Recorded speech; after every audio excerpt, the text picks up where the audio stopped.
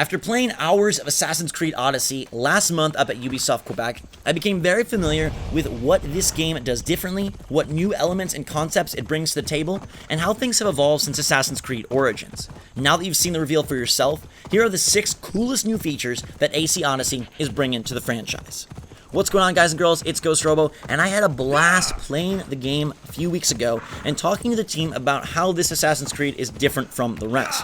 Obviously, they're bringing back naval battles, and obviously it takes place in Greece, which isn't that far off from Egypt, but there are some elements that are definitely new. And here are the 6 coolest new features that I found during my time with the game. Number 1 would be the conversation and dialogue system. This is probably the big one, the meat and potatoes of how they are going to expand the RPG-ness of AC. So you will be making choices and picking what your character says, and utilizing those decisions to impact and affect characters and outcomes as you go.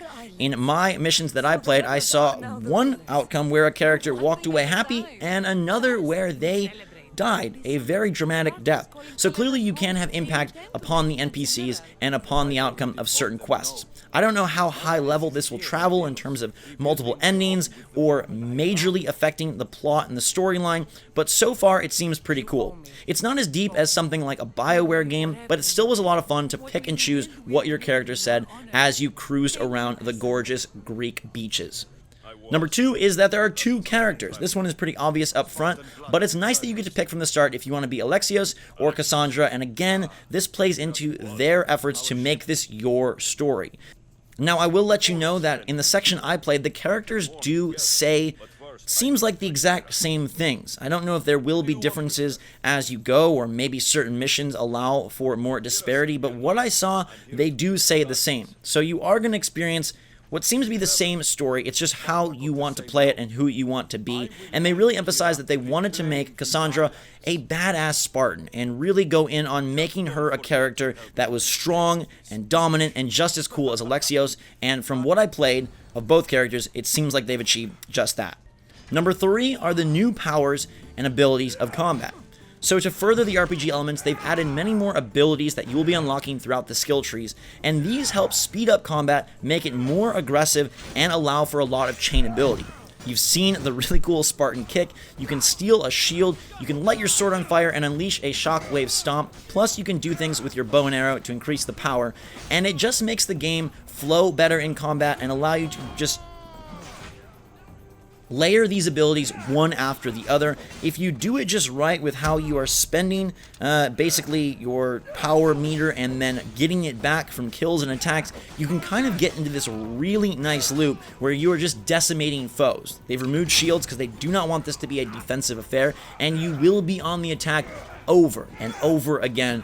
Luckily, there are a lot of moves that you can interchange out to keep it fresh, but I definitely found the Spartan kick and that shield steal to be the most effective. Number 4 is that the game seems a little bit more open and that they want you to explore and discover more for yourself. Now, I wouldn't say it's a drastic difference from past ACs, but there were certain missions where it was like, hey, go find this, it's north of this region, or go to the west of this house and you'll see what you're looking for. I felt like they did a nice job of removing some of the direct quest markers and making it a little bit more of, hey, you got to figure this out for yourself. This is your story, your character, your world, go play. And I like that. They definitely give a little bit of a Witcher feel merged with Assassin's Creed. I don't know how far that will go in the full game, but I experienced a bit of it in my time on these 2 islands that I got to play. Number 5 is the naval aspect coming back from Black Flag. They're bringing in ship combat and ship traversal, as well as the ability to build out a crew. You will be able to add a lot of characters to your ship and change out how that ship battles and performs. And now there are obviously certain NPCs that can't be added to your crew. They will not leave their livelihood just to appease your adventures. But I like the added custom ability here, and for anyone that was a fan of naval conflict in AC Black Flag, you'll be very pleased with its inclusion here. Number 6 are conquest battles, a new large-scale style of conflict that has you duking out with dozens of soldiers on a battlefield.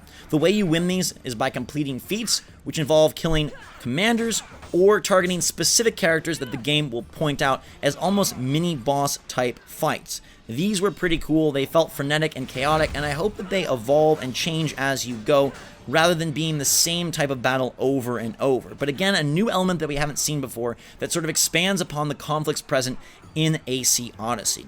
So there you have it, the 6 coolest new things I saw in Assassin's Creed Odyssey. Let me know your favorite part of Assassin's Creed Odyssey, and definitely check out my walkthrough if you want to see more footage of the game and in 4K. Thanks so much for watching, everybody. Hope you're having a fantastic E3. I love you all, and until next time, drink so much, all. Thanks again, and we will see you all later.